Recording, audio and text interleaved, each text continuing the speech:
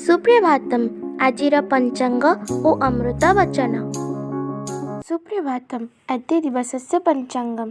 अद्य श्री श्वेतवराह कल्पस्य वैवस्वत मन्वन्तरः द्वितीयपरार्धः दक्षिणायनः शीत ऋतुः माघमासस्य कृष्णपक्ष पंचमी तिथिः बृहस्पतिवासरश्च चुकाप्त सप्तविंशत्यधिक एकपञ्चाशत्शतं विक्रम संवत् द्व्यशीत्यधिक द्विसहस्रं जनवरी मासस्य अष्टमी तारिका।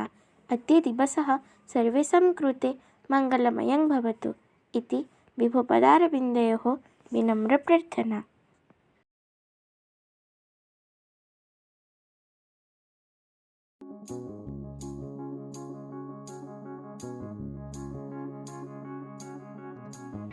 सत्य धर्म मार्गरे निजको गढ़ी तोलिबारे मानव समाजर आबाल वृद्ध वनिता समस्तंकर समान अधिकार अछि।